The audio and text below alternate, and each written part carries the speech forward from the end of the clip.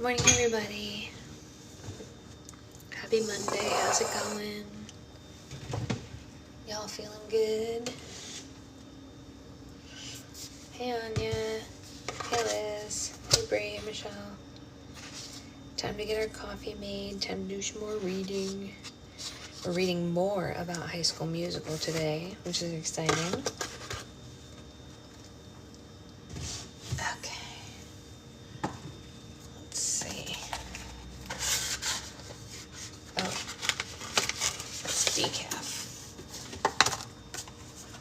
Well,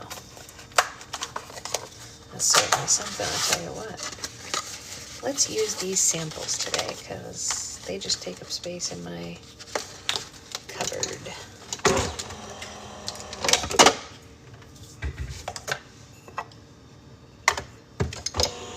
I'm sure they're delicious, I'm sure it's fine.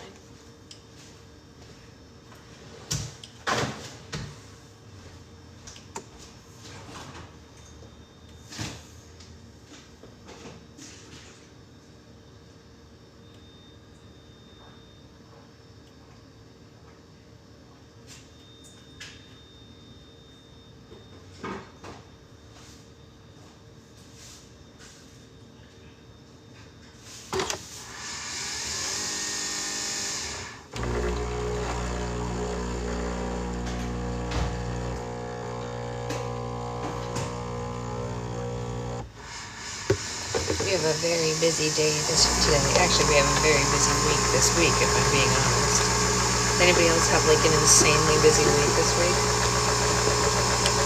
It's crazy. There's a lot going on this week. Tonight we have our infant CPR class, and then we have to go to the grocery store right after that because we're out of pretty much everything. And then tomorrow we have Roll for Slime After Dark, and then Wednesday we have the Patreon Q&A, and then Thursday is Halloween. It's just so much stuff. It's just so much stuff.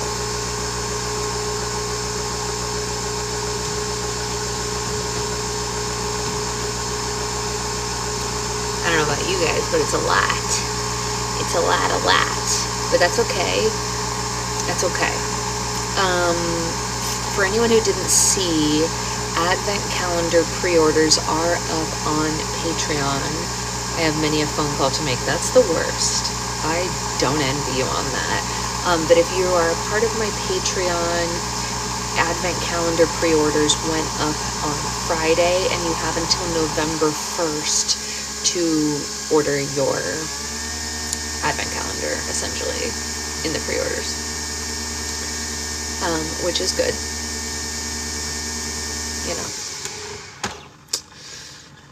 we will get codes before Friday, I assume. Yes, you will. Liz, with yours, I'm actually thinking of doing it differently. You and Ray and a couple other people are cashing in a larger amount, and rather than me having to pay taxes twice, I think I might actually not do it through the website, which I know is weird, but like Ray and Jen and a few other people, I might just do it like with you directly, because I have a list of those people, just because like it saves money on taxes.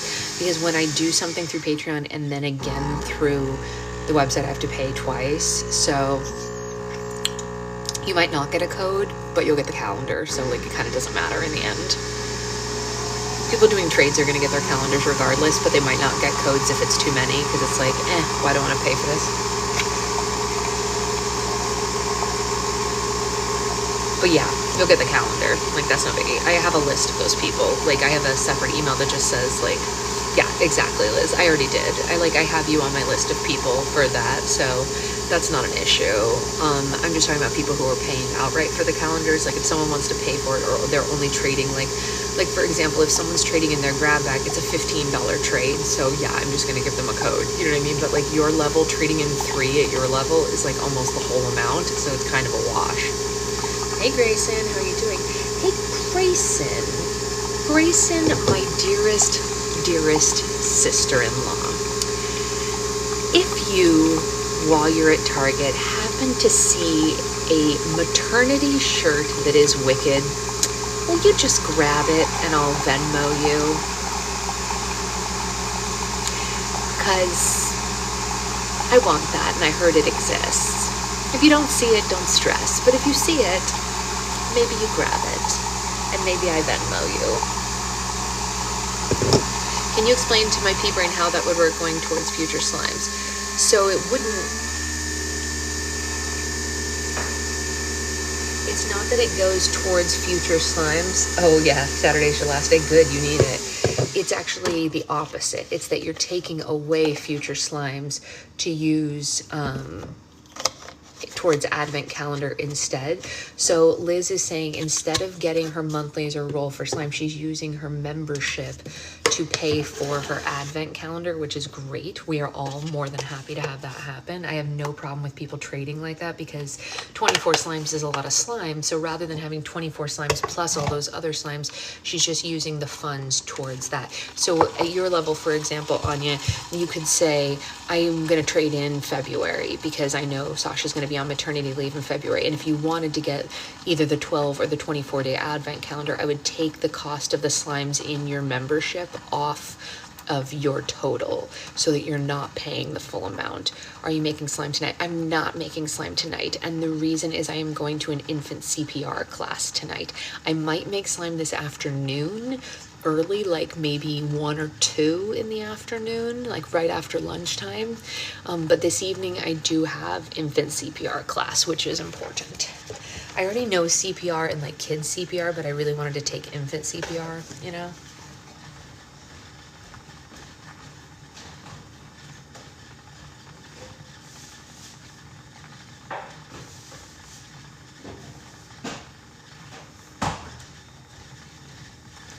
However, tomorrow night we do have Roll for Slime after dark, so there will be a lot of slime tomorrow night. Good morning, Jen. We were just discussing some lists that include you. I'd like to do that actually. Is March too far? No, March is not too far at all. Yeah, just DM me on Patreon. Anyone who wants to do a trade for their advent calendar discount, just DM me on Patreon and we will work out the amounts that are happening. It's not a big deal. Some people, like for example, Ray, the reason that I'm not doing hers through the website is what Ray did. Ray and I had to compromise because Ray wanted to cash in November and December and donate January and February to my maternity leave, and I told her absolutely not, that was too much. So I convinced her to cash in through January, and she just gave me February as a maternity gift, which was very kind, and she didn't have to do that, but like I wasn't gonna let her give me 2, that's too much. But by cashing in 3 of those, she basically gets the calendar for free, you know what I mean? Not free, she's just paying, it's like layaway, you know what I mean?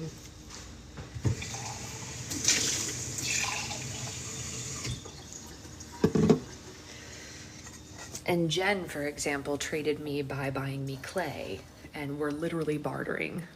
Can we at least donate February? I was planning it. A lot of people have asked about donating February to my maternity leave. I feel bad taking that from people. If people really feel like they are in a position where it is financially comfortable to them to do that and they want to do that, I'm very grateful for that, but I also don't want anyone to feel beholden to do anything like that, you know? That being said, I will basically only be doing book club things in February. Well, you know, that's not true. Hey, Brittany, in the early week, we might do like, maybe we'll do extra book clubs the first week of February, since I'll still be just like, I won't be able to make slime so much because I'll be so huge probably, but and I won't want to make slime because I won't know if I'll be able to ship it. Like, or I guess Secret Husband could ship it if I pack them up. We just don't know when she's gonna come, so February is so tenuous, you know what I mean? I don't want to make any promises about making slime in February, but I will work up until she's born, basically. I value people having maternity leave. Yeah, I do too, Jen, and that's something I'm definitely interested in advocating. Ooh. I almost dropped the whole coffee. Can I use January, February for a calendar? Yeah. I almost dropped the whole coffee. Can I use January, February for a calendar? Yeah. Amanda, if you're interested, I would actually, it would be more useful to me if you would do February and March for the calendar, but if you want to do 2 months, of course you can. But just from my perspective, if you would be open to doing February and March, that would be better, because March, she's still going to be so new and I don't know how much I'm going to be able to make. It would have been a disaster of disasters, but it didn't happen, so we're fine. Everything is fine, nothing is broken. But Sasha can't do sugar, so jam may not work. You know what? There are sugar-free jams, believe it or not. And at the farmer's market this weekend, I got a sugar-free almond butter that I've been dipping my apples in.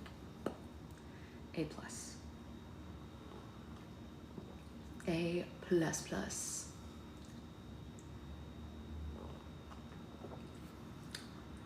Yes. So anyway, I have a lot of flexibility with trades for anyone. Yeah. Who wants to do them.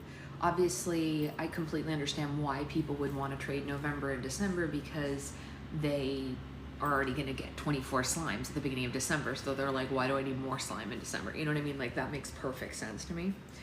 So I'm open to whatever everyone wants to do. 12 or 24 slimes. Everyone's different. Not everyone's doing the 24. Some people only do the 12. Listen, no judgment from me. There will, for anyone who is not doing advent calendars, however, be individual Christmas slimes, and they are different than the ones in the advent calendar. So it's separate slimes. Yeah, exactly, Amanda. I was gonna say, for people like Amanda and myself who are, exactly, Liz, who are like huge Christmas people, like the slimes that are gonna be offered separately, like,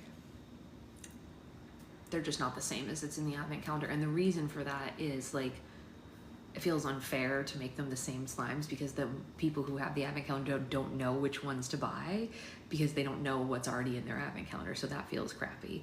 And then they might be like, oh, I got 2 of the same one, and nobody wants that. So that's not fair. I don't want to do that to anybody. Anyway, the months are going to be difficult, so the more slime, the better. It's true.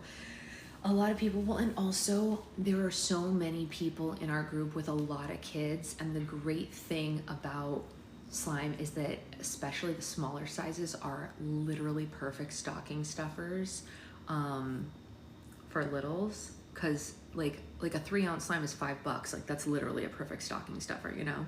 So I don't know, in my opinion anyway. That's how I view it. I bought a new larger shelf for my slime. Who needs more than 24 in December? Well, I need more than 24 in December, but I don't make judgments on anybody else's life.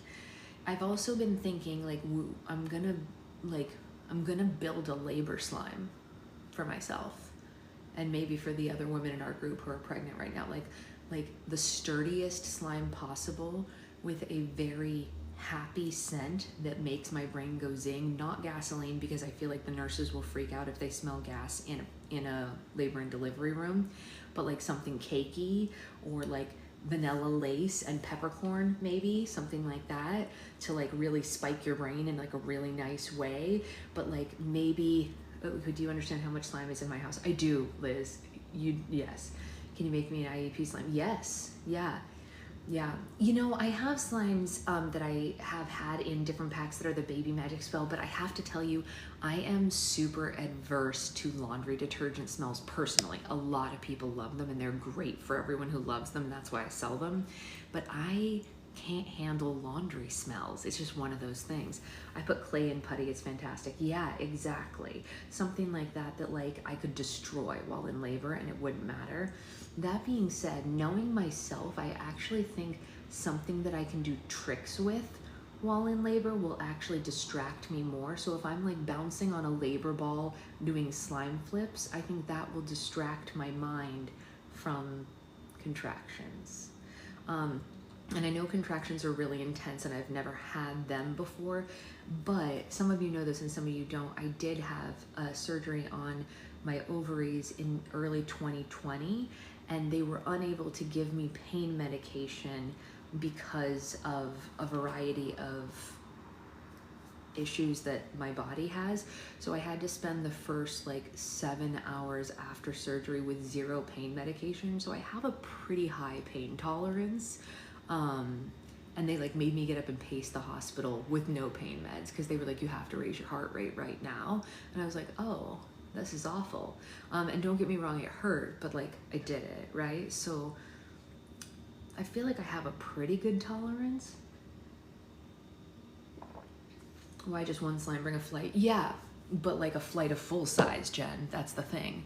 Like I can't do minis. Minis are fine for purse slimes, for airplanes, for when you're on the television. I can't take pain meds, don't eat a kidney was brutal. Yeah, there's a lot that I can't take either, Amanda. It's pretty terrible. But like, I need full 6 or 8 ounces of slime that I can really work with to distract my brain. I'm gonna bring my Kindle, I'm gonna bring my slimes. The thing of it is, and I'm only gonna say 1 or 2 more things before we start reading, but I want to labor at home as much as I can, but because we live in Los Angeles, it's difficult to plan for that because we don't want to give birth to a baby in a car and traffic is a thing here. So we almost have to go to the hospital earlier than we think we should just to avoid being stuck in traffic when she's born. You know?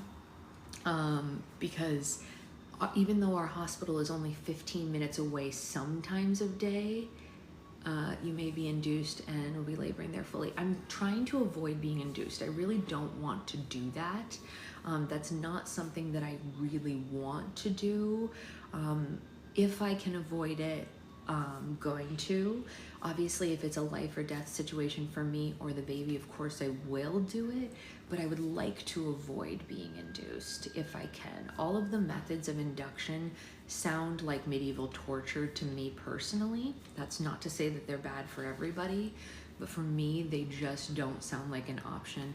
What about an on-call midwife? I'm not doing a midwife. I have an OB, and it's not that I don't support midwives for other people.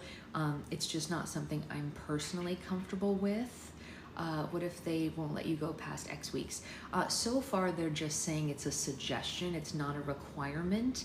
They're suggesting it because of my age, but I fully believe that at my advanced maternal age, I'm actually healthier than most people who are younger than I am.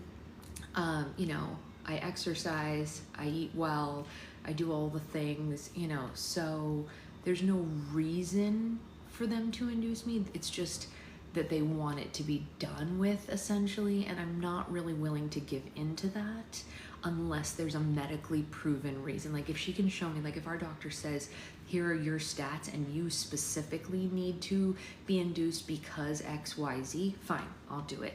But basically she just said it because she was like, well, you're older. And it's like, yes, I am, but my friend was so annoyed that they kept talking about her geriatric pregnancy. Yes, now they say advanced maternal age. They didn't say I had to, they said it was a strong suggestion, which makes me believe that there's not a real reason behind it, because if there was a reason behind it, they would say you need to because X, right? Your slimes come today, yay, I'm so glad. I wish that everybody's would come because we know how I feel about USPS. But anyway, you gave into the pressure. Yeah, exactly. And a lot of people do. And I think I probably would have if I were younger. You know what I mean? Like I was talking to my doula and she was like, you do sound like you're ready to advocate for yourself. And I was like, it's new. I was not a good self-advocate in my youth. It is only because I am advanced maternal age that I am looking at these people and advocating for myself and for my child. You know what I mean? Got it. I had to have, exactly. And that's different, right? And if she's breech, we won't have a choice. And I understand that. I was a breech baby and they had to turn me with forceps. They broke my nose in birth, literally. When I came out of the womb, I had forceps marks over my face like this and a baby broken nose. I was the same age as you when I had Roe, and my team said they don't even treat it as advanced anymore. See, that's the other thing. Are you having a baby at home? Absolutely not. And I support anyone who wants to have their baby at home, but I grew up in a religious environment where too many people did that, and they had very, very, very bad results, and I will not risk that. I will be going to the hospital, and I will be having the baby in the hospital for my own peace of mind. Anyone who wants to do it, both of my sister-in-laws gave birth at home with perfect success. So I'm not saying it doesn't happen, it's just not for me. I feel like I would be a much better advocate now than I would have been in my 20s. Exactly. Not me forgetting the late start only applies to my daughter's school, not life in general. That's funny. Yeah, so I just, I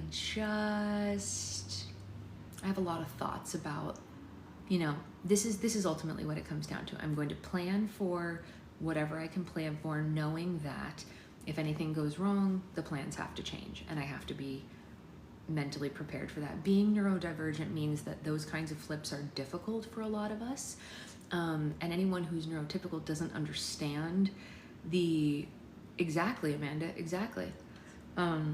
It's exactly why I won't do it. It's exactly correct.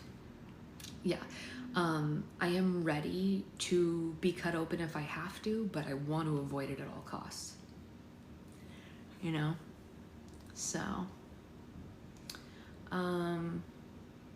yeah, that's all. So anyway, that's my diatribe. I'm due in February, but it'll come faster than you think. We keep saying like, oh, there's 3 months left essentially, but the fact is the 3 months that are left are some of the busiest time of year, all the holidays, and it's going to be gone in a flash because people are coming into town for holidays. We have a baby shower, we have all this stuff going on, and I feel like I'm gonna blink and it's gonna be over, which is why I'm preparing now. Like Secret Husband and I sat down, exactly right, Sloth. Ideal, but prepare yourself for anything that he said. Exactly right, Sloth. That's exactly what we're doing.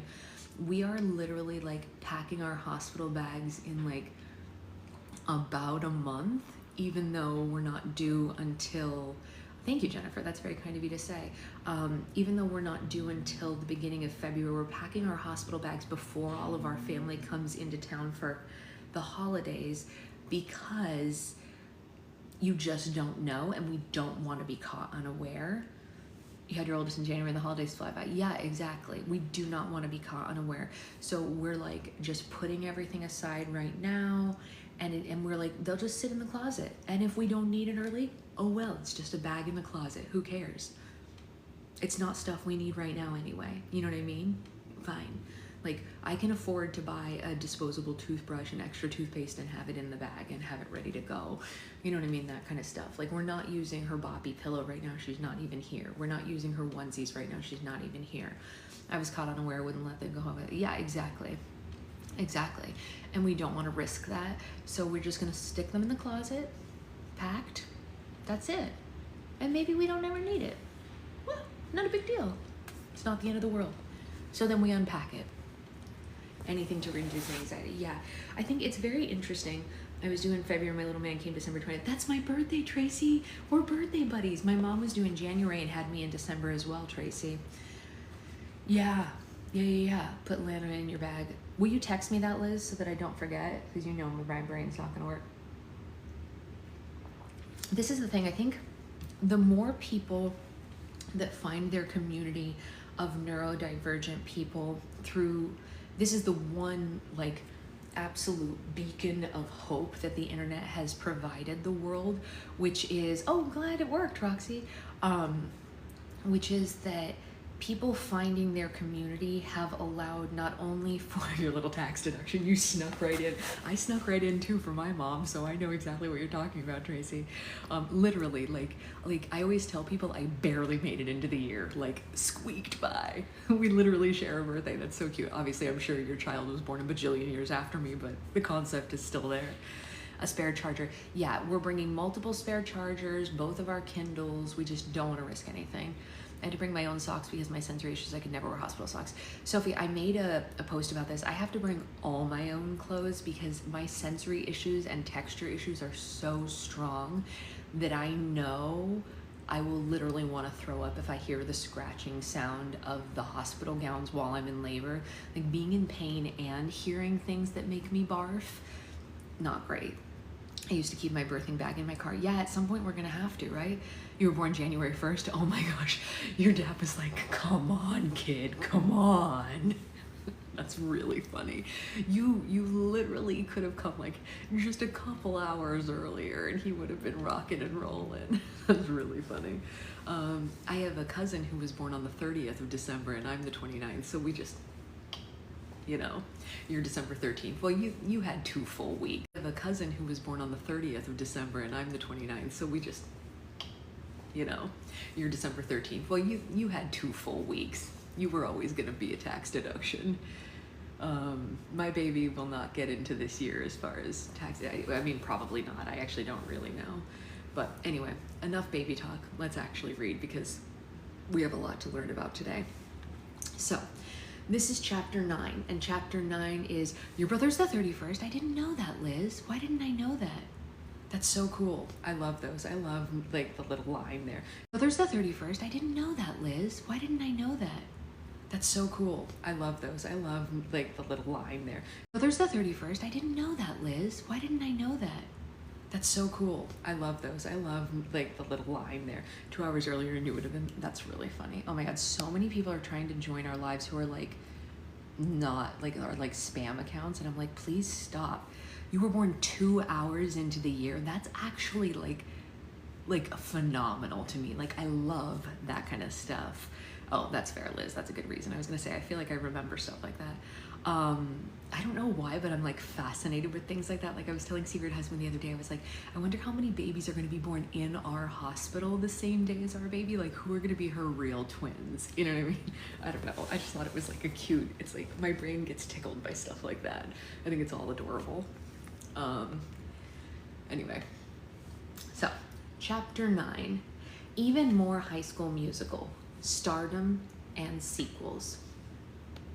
Almost immediately after High School Musical's January 2006 release, the network hastily cobbled together a massive press tour for the cast. I mean, same, Liz. My mom was January 1st too. You share a birthday with your mom? My niece shares a birthday with her dad. So yeah, I always wanted to be the first baby of the year born in May. You're not even close, Jen. Don't even try. I would have been more likely than you.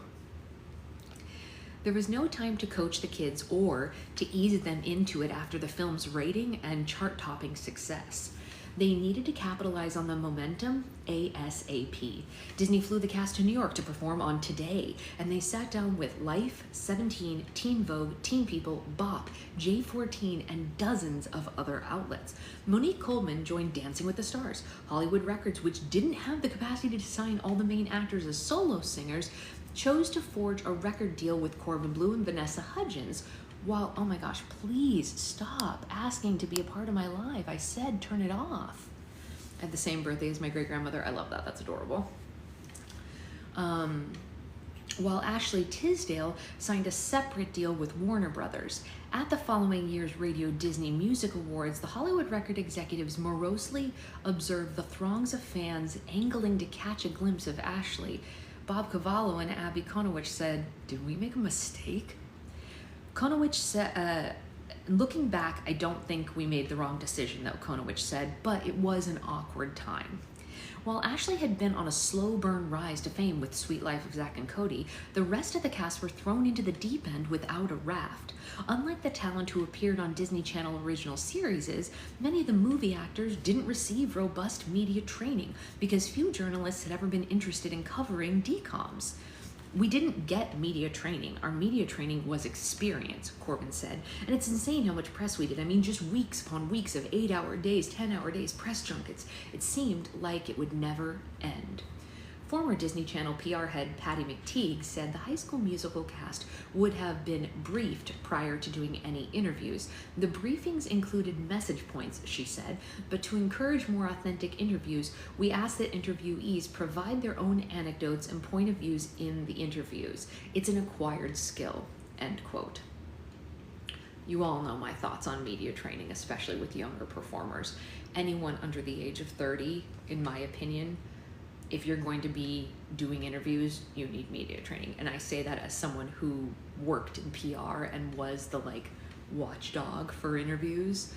There are people who are now in their 40s who say idiotic things in interviews because no one ever told them. Like, there were times that I was with the biggest of Broadway stars and I would be like, can we not print that? Because I was like, what are they doing? You can't say that. What are you doing here, bro? Really lovely people who are the sweetest people who just don't know how to keep their mouth shut. And I'm like, it's in your contract, you can't say stuff like that. And they're like, oh, really? Do you not read your contract, bro? Correct. Blake Lively is a perfect example of that. If someone had given that woman media training before sending her out, her response back to that movie would have been night and day, in my opinion. Yeah, you're exactly right, Liz. It was impossible for any of the High School Musical stars to leave their homes without being recognized. From the moment they were out in public, they were met with starstruck kids and pushy parents.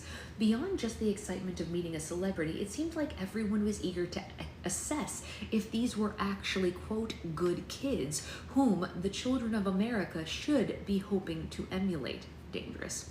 That's Sasha saying dangerous. That's not written here. There was a constant pressure to be polite, perky, and endlessly accommodating, no matter how rude or uncomfortable the encounter might be. I don't like that either.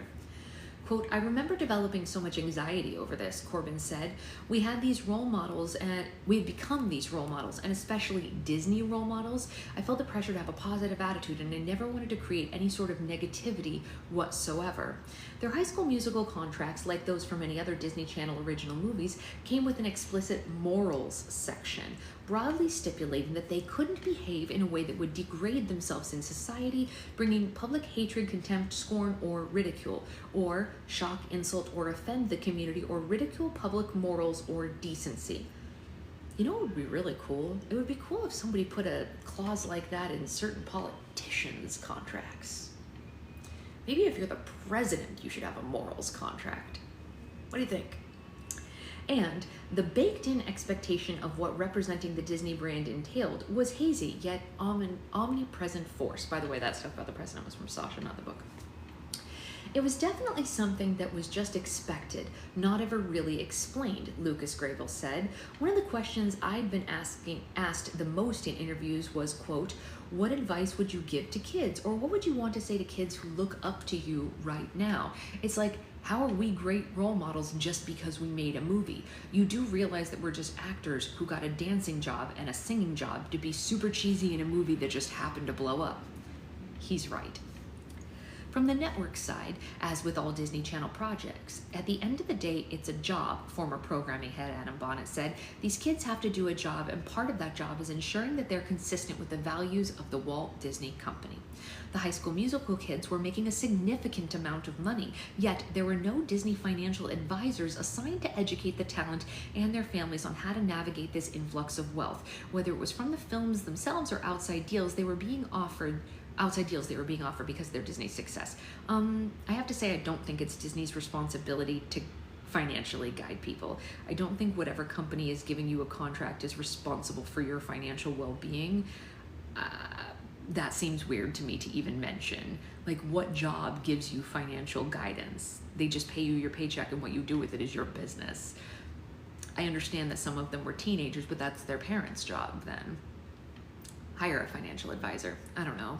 I think that would be a conflict of interest to have your company giving you, I don't know. That's weird to me that that's even mentioned, to be honest. There was no guidance on how to save, budget, or assess what a good or bad deal looked like versus a scam. Yeah, exactly. Your manager or your agent should be the type of person who would set you up with that kind of stuff, not the company that you're contracting with. That seems very, like, why would it be Disney's responsibility? That's weird to me. There's a lot of things I think they should do for their employees. Financial planning, I don't believe, is one of them. No. Quote, all of a sudden, coming into good money as a 16-year-old, my family was not equipped to know what to do with it, Corbin said. My parents did well, sure, but the kind of money that I started making was not something we had ever experienced before. So many actors, myself included, went to business managers and handed over everything, and that's not the kind of control you want to hand over. Oh, thanks, Sarah. This was Secret Husband's shirt, and I stole it.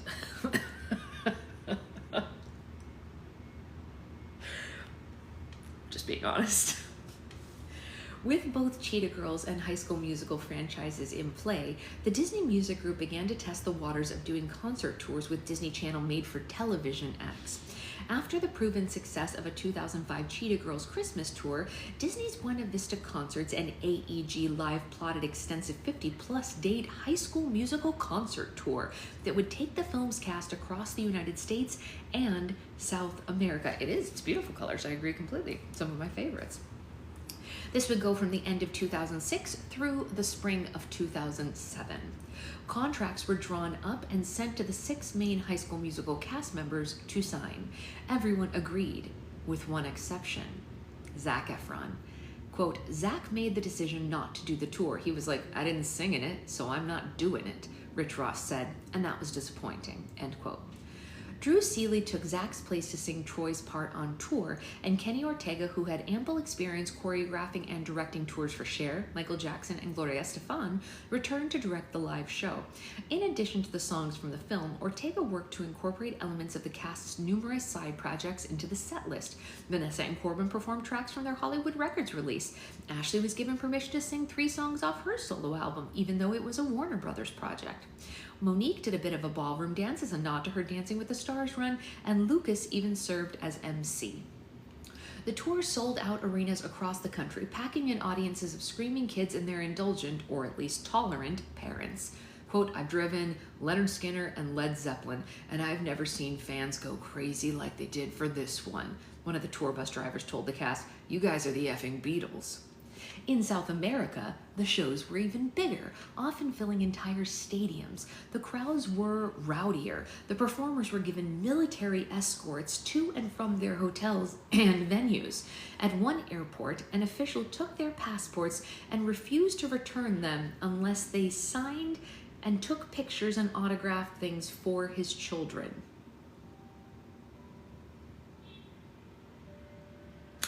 That should be illegal, actually. I'm sorry, I'm just gonna go ahead and say it. That should be illegal. I don't like that. I don't like that at all. Yeah, that would really give me the height of anxiety. If a passport control officer took my passport and was like, you can't have it back until you take a picture with me, I'd be like, I wanna die now. Quote, that time on the road was the best 2 months of my life, but it was also some of the darkest moments, Lucas said. The scale of everything was just unimaginable, and they worked us so hard. I mean, we really didn't even have days off. And you get moments of like, what am I doing? Am I a performing monkey on stage? And they were just getting started. He should have asked not blood. Exactly, I agree. My worst concert, he was ringing after the NSYNC 2008 chaperoning my sister. That's really funny, Jen, because I had the same experience. Within 2 weeks of High School Musical's January 2006 premiere, the network had ordered a sequel and approached the cast to sign new single-film contracts, just as they had done with the casts of Xenon, Halloween Town, and any past Disney Channel original movie deemed worthy of a sequel. The previous September, Gary Marsh had been promoted to a newly created position, President of Entertainment for Disney Channel Worldwide, overseeing the development and production of all original programming across the globe and under network president Rich Ross. And Marsh took a heavy hand as the High School Musical sequel progressed. Peter Barsconi returned to write the script, this time inspired by his youth working as a caddy at a country club. The sequel would find the gang out of East High as they spent the summer at the country club owned by Ryan and Sharpay's parents and learned hard lessons in classism.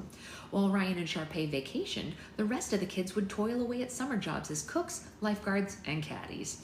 And since Sharpay had been a breakout character from the first film, she'd been given increasingly more to do this time. The movie's budget increased also from $4.2 million to a previously unheard of $6 million, and the pressure manifested tenfold.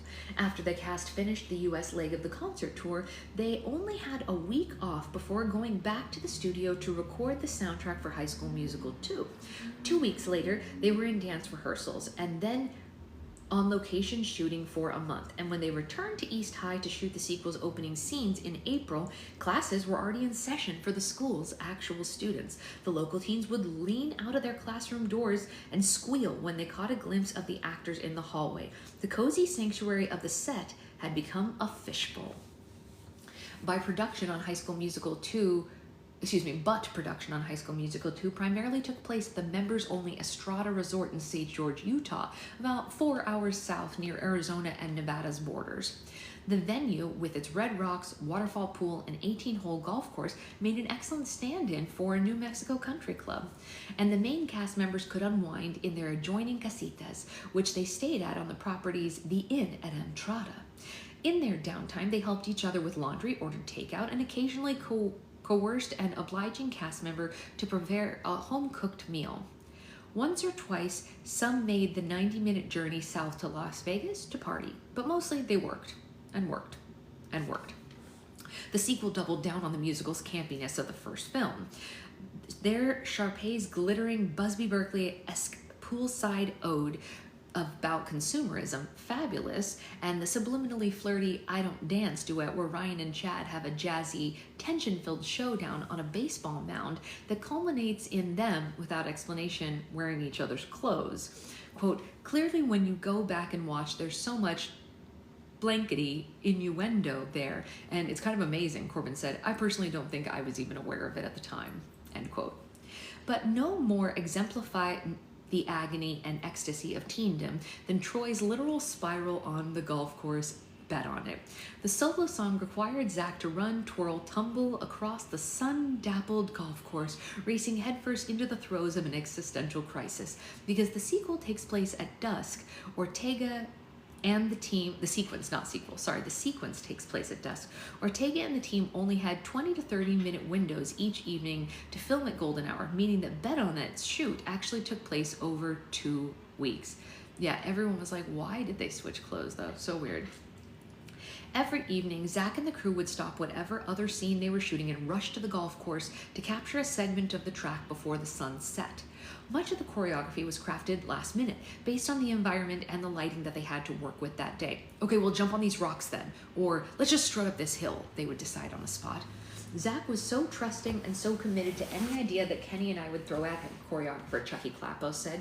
We didn't even feel like it was silly or campy at the time. We felt like it was strong and powerful. It wasn't until we saw the chunks all cut together that we realized, oh man, this is a lot.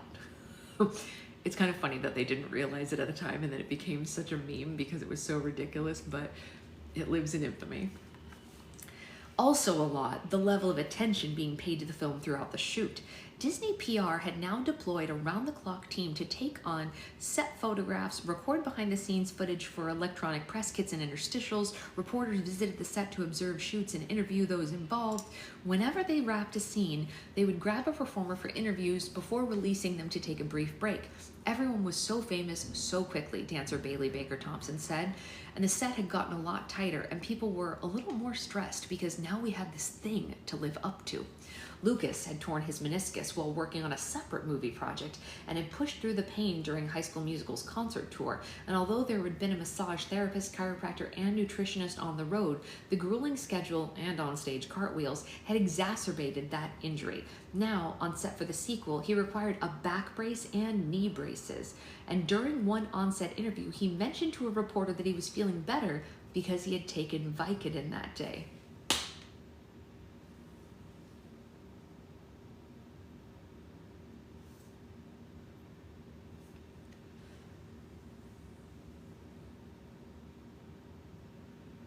My face just melted off of its bone structure because as a PR person, that is your literal nightmare. Like, what are you thinking? He was swiftly reprimanded by the film's producers. Really, I'm shocked. I'm shocked by this news.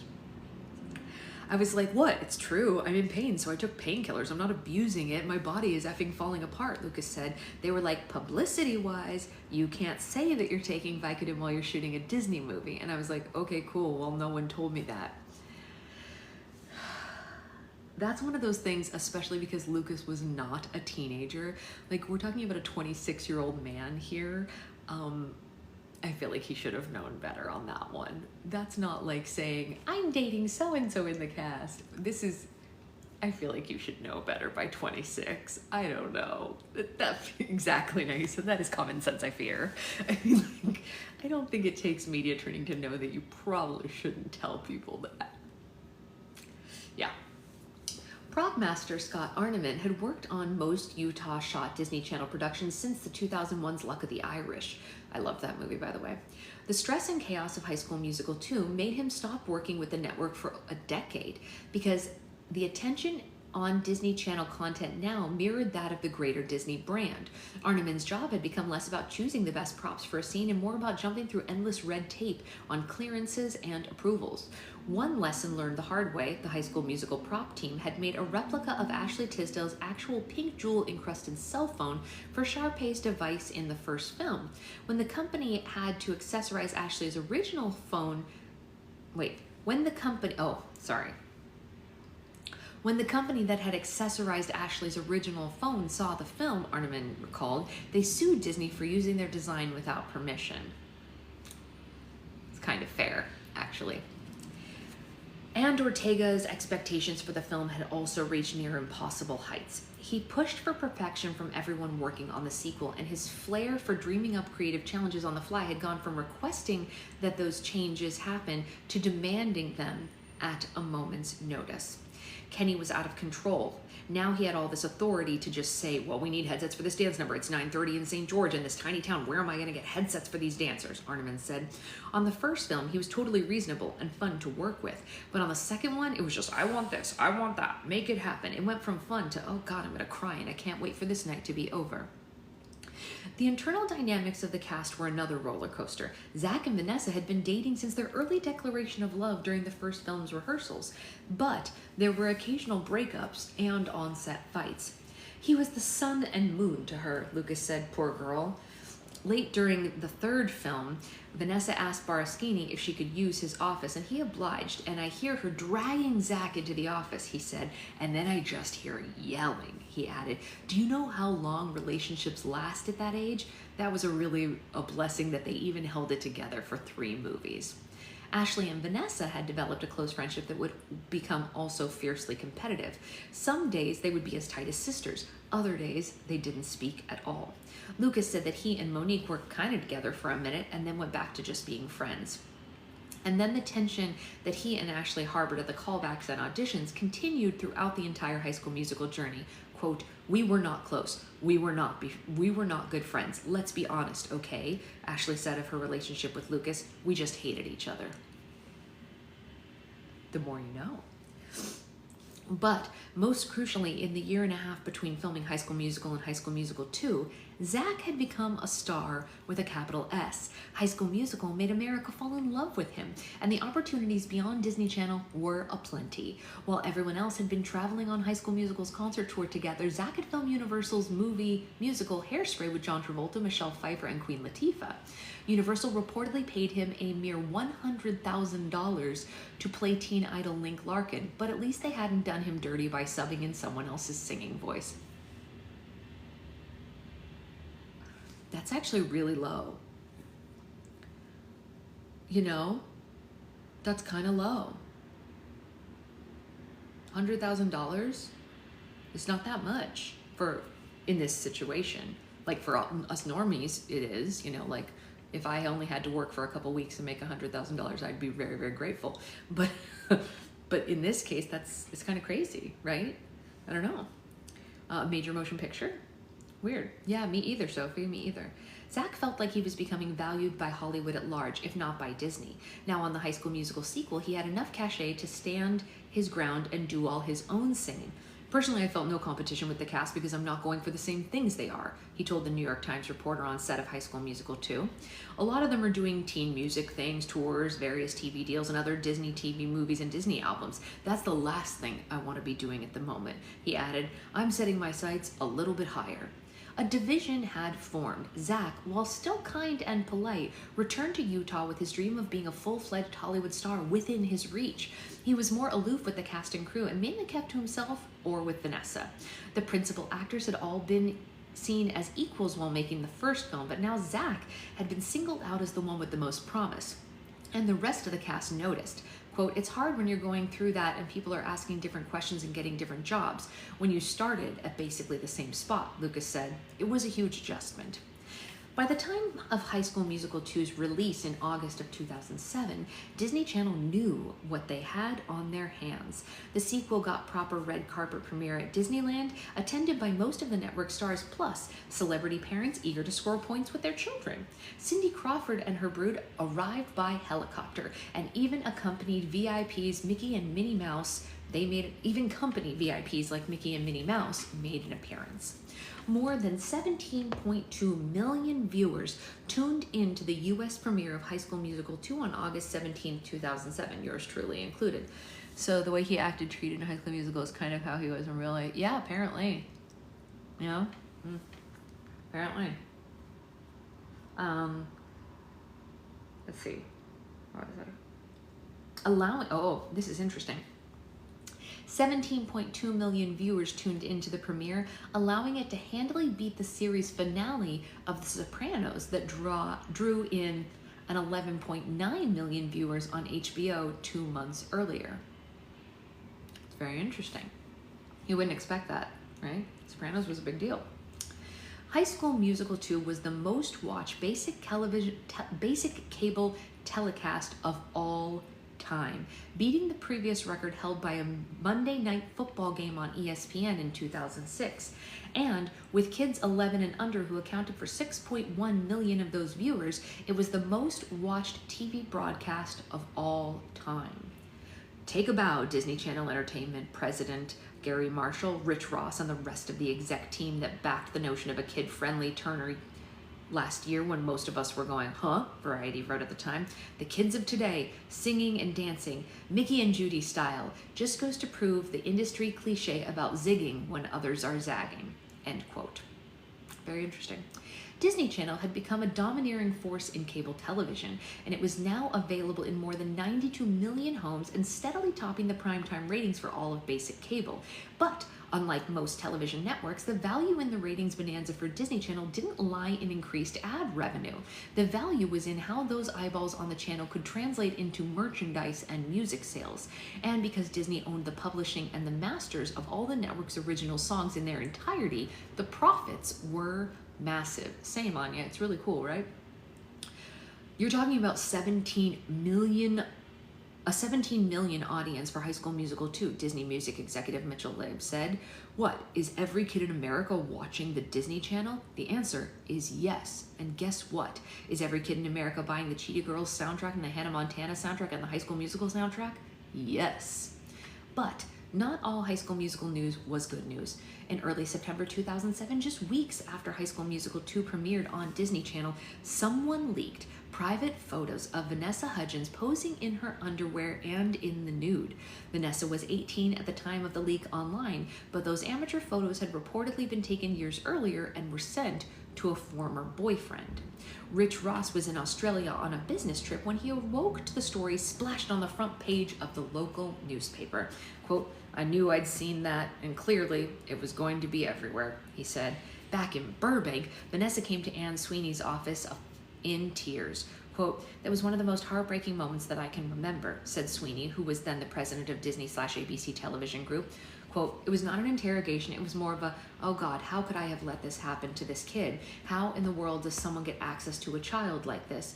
And the word to underscore there was child. I remember it too, yeah. She was just a kid, end quote. The public distribution of these images, which happened without Vanessa's involvement or consent, amounted to child, you know what? Disney lawyers swooped in, highlighting that Vanessa was underage when the photos were taken and threatened severe legal action to any outlets that posted the images. Quote, "I feel so angry at whoever it was who was out there exploiting her," Sweeney said.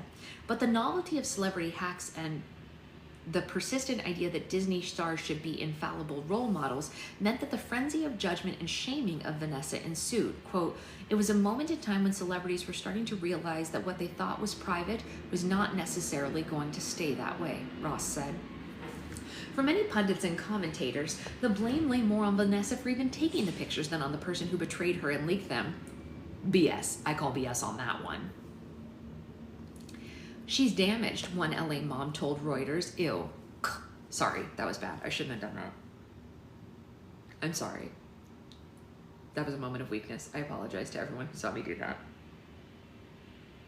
I'm so sorry. I slipped. But that's how I really feel, in case you're curious. Anyway, I'll continue.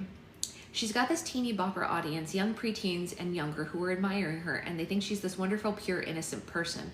And the public messaging from Disney Channel did little to change the victim-blaming perceptions." Quote, "I want to apologize to my fans whose support and trust means the world to me," Vanessa wrote in a curated statement days after the leaks. "I'm embarrassed over this situation, and I regret having ever taken these photos." I mean, that part's probably true, but stay out of people's business. Tabloid rumors swirled that Disney was planning to axe Vanessa from the third High School Musical film for which cast negotiations were ongoing. Very funny, Anya. But Disney stressed that they were still in talks with all of the main cast. Vanessa's apologized for what was obviously a lapse in judgment. Then Disney Channel PR head Patty McTeague said in a statement, "We hope she's learned a valuable lesson." Despite the scolding tone of that statement, those on the ground say that behind the scenes, the matter seemed to be handled with more compassion by network's brass. Quote, "What I heard in the hallway wasn't, 'This is property, we don't want to F it up,'" High School Musical writer Peter Boscini said. "There was an attitude from people like, 'She's just a kid, can you just give her an effing break?' That's the correct attitude, in my opinion." Looking back, the network executives reiterated to me that they never considered removing Vanessa from the film or punishing her in any way. Quote, "We made the decision that Vanessa was part of the family and she was going to stay part of the family," Ross said. "That lesson that they imparted on Vanessa," Sweeney said, "was protect yourself, protect your privacy, and protect your well-being." Correct. From a Disney perspective, it wasn't, "You're a bad girl, you shouldn't have done that," Sweeney reflected 16 years later. It was, "You're a young woman and you need to be careful out there." I know the media ran with it like it was some kind of scolding, but she was surrounded by a lot of women in corporate jobs who didn't want to see anything bad happen to her. Exactly. That's exactly right, Jen.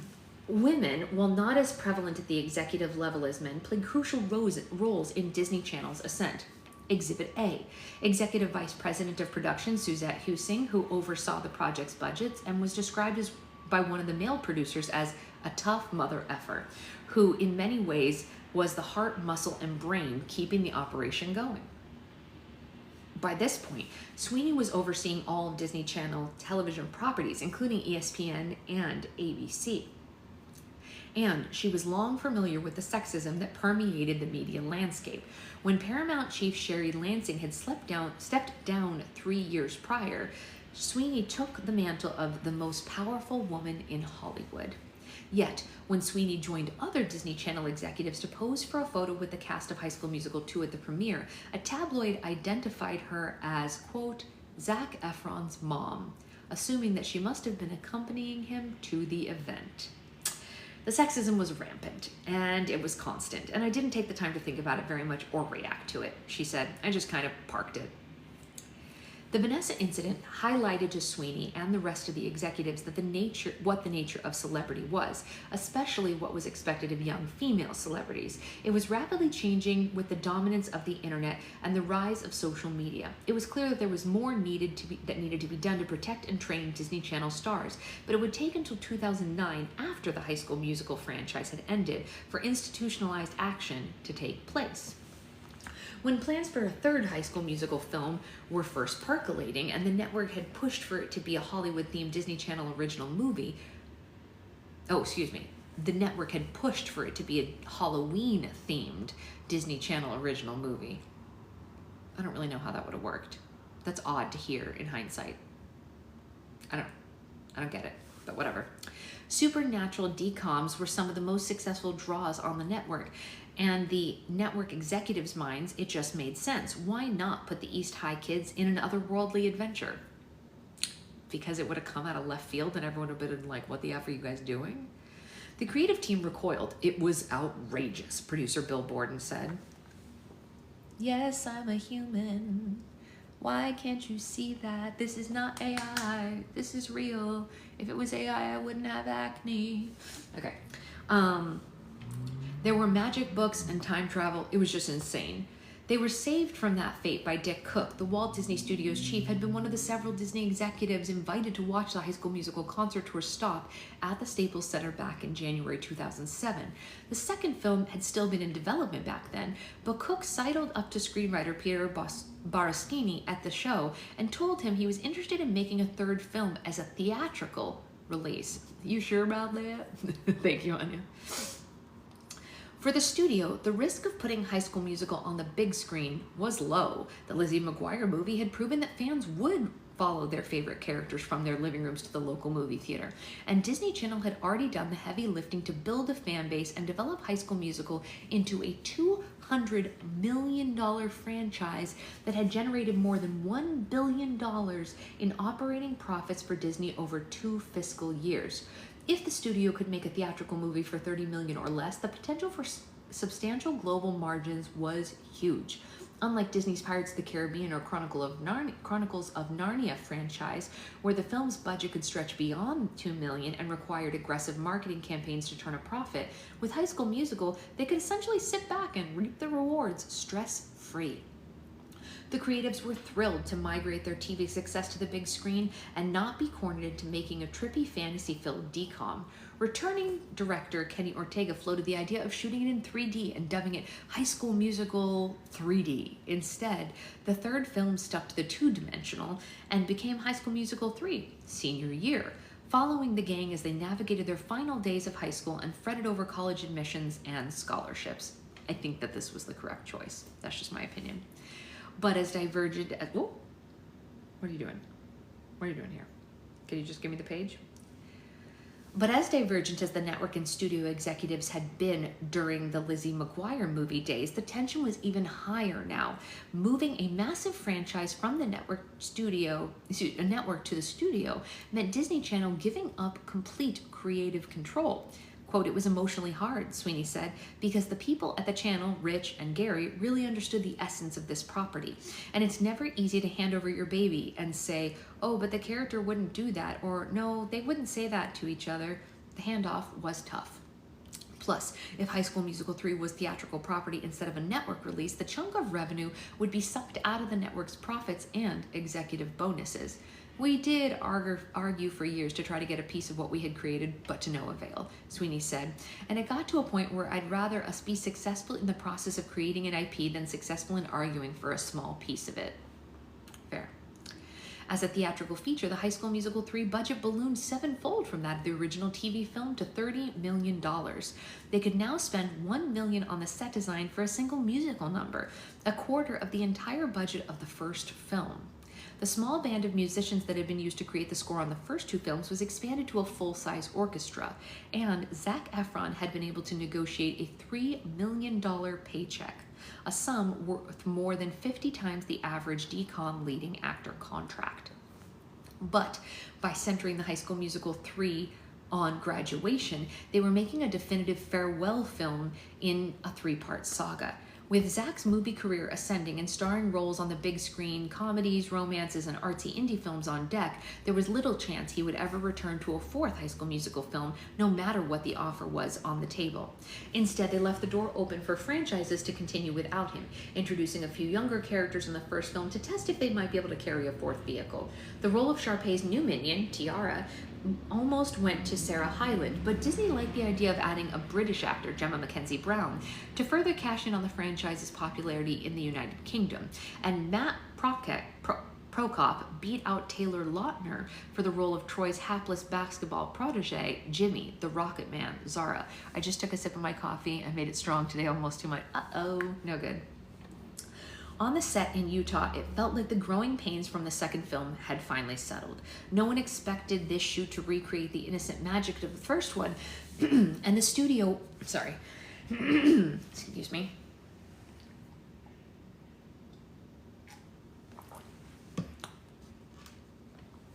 And the studio wasn't nearly as heavy-handed as the network had been in their day-to-day production oversight.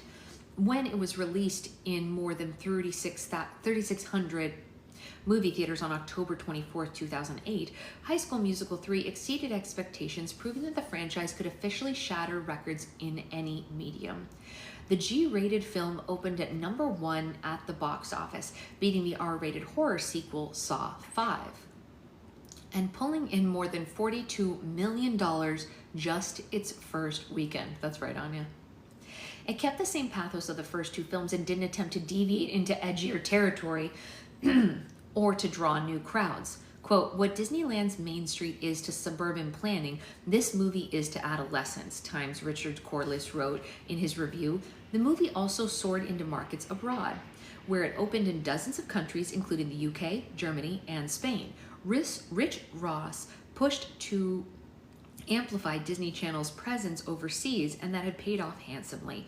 While it was robbed of any Oscar nominations, Zac and Vanessa did perform Last Chance as a part of a movie musical medley at the 2009 Academy Awards. In total, High School Musical 3 made more than $90 million domestically and $252 million at the global box office, putting it on par with the margins of classic films like Alien and Fried Green Tomatoes. East High didn't have extraterrestrials or Schmurder, but it did have Troy and Gabriella dancing on the school rooftop in the pouring rain. Almost immediately after High School Musical 3 senior year hit theaters, Dick Cook was prepared to greenlight a fourth film, following a new group of kids and possibly bringing back some of the original cast. The writers and producers discussed ideas with the studio for how that would work. Perhaps the East High Arts program could be in trouble, and the Wildcats alumni would need to come back and do a fundraiser show. But Disney Channel had had enough. Walt Disney Pictures had just co-opted a Hannah Montana movie, and the network executives were tired of watching the theatrical division continue to benefit from their homegrown franchises. The studio had intruded on their territory for the last time.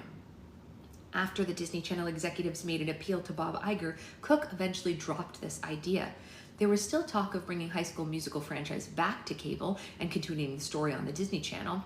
They did toy with the ideas of a DCOM where the new group of kids put on Halloween or Christmas plays. They might even turn the whole of East High into an immersive Sleep No More type experience where the kids did stationary performances in various parts of the school.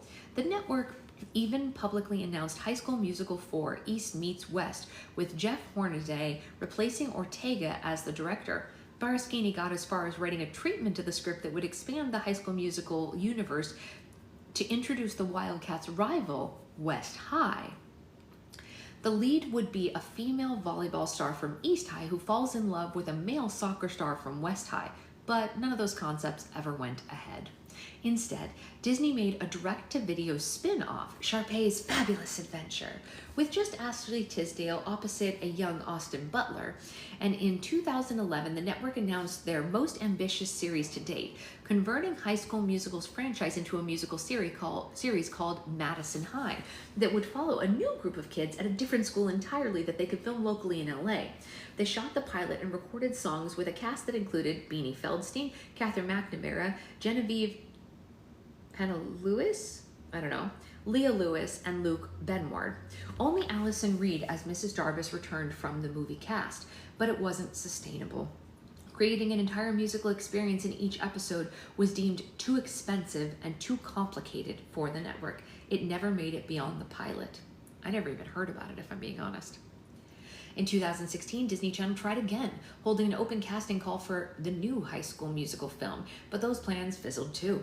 It wasn't until the streaming platform Disney Plus began taking shape that creator Tim Federle found the magical formula to capitalize on the nostalgia and attract a new generation of fans with the meta High School Musical, the series, that the franchise was finally able to revitalize in 2019. Still, the legacy of the original High School Musical trilogy changed everything. While Ryan Murphy insisted Glee... Oh, sorry, okay, just a clunky sentence.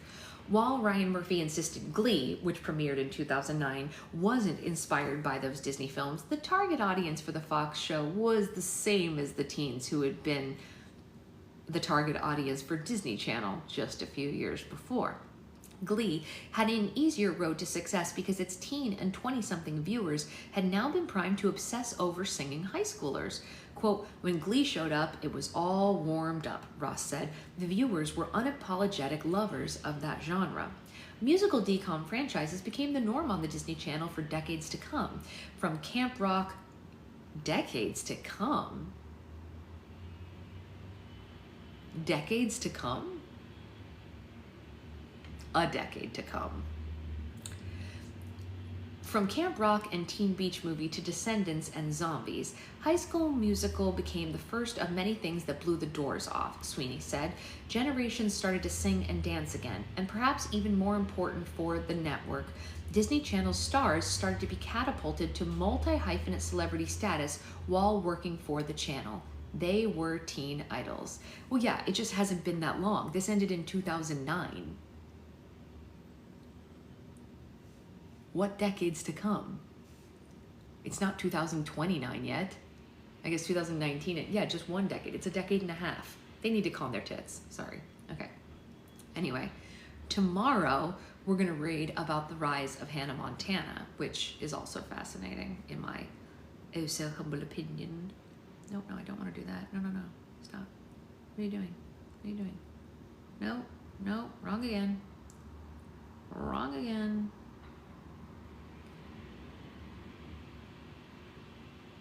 Okay, anyway. Yeah, super harsh. I love the you that you are. Thank you, that's very kind of you. So anyway, like I said at the beginning of this, I might be on to make slime in the early afternoon if anyone's bored, but I will not be on this evening specifically because we have a class. And that is the whole kit and caboodle. If you need to trade something for your advent calendar, please DM me on Patreon. If you just want to get your advent calendar, you have until November 1st to pre-order those. If you're looking to get the advent calendar grab bags, hold tight. That will happen in a little bit. I keep thinking executive is Gary Marshall, but it's not. No, it's Gary Marsh. And it's actually spelled with 2 R's. Gary Marshall is a different Hollywood director, producer, blah, blah, blah. Perfect, Anya. Yeah, it's Gary Marsh. It's a totally different person. Gary Marshall, the like famous one that you're thinking of, is like the Pretty Woman director / a million other things, but like famous for that, I think. But anyway, yeah, it's a totally different person. Yeah.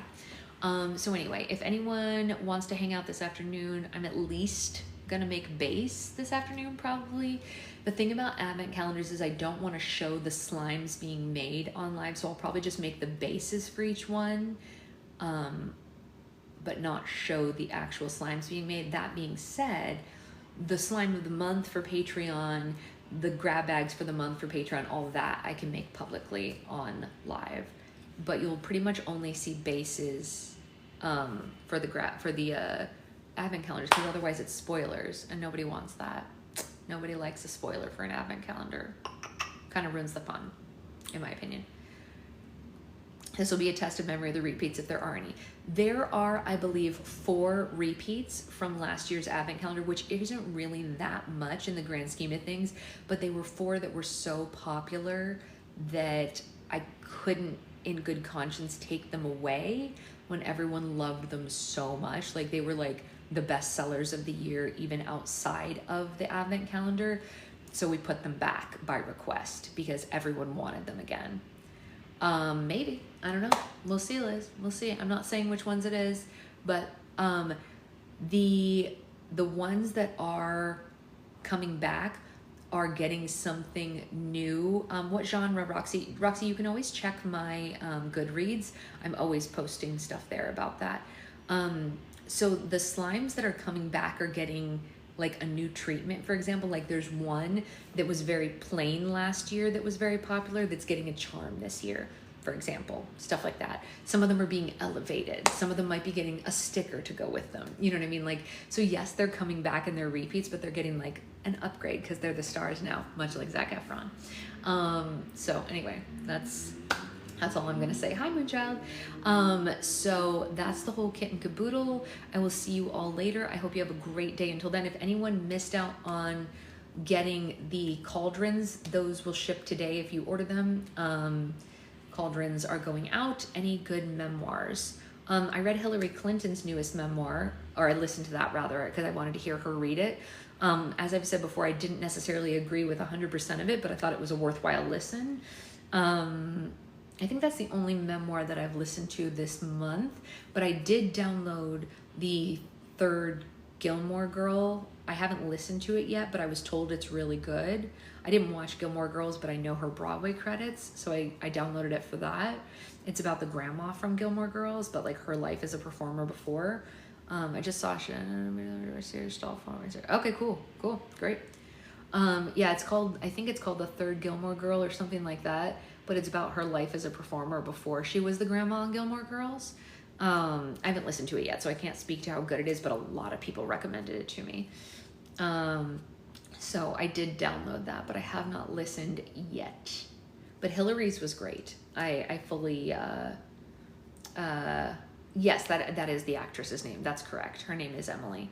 I can't remember her last name off the top of my head, but she, she's lovely. So, I will see you all later. And I hope you have a great day. Until then, bye everybody.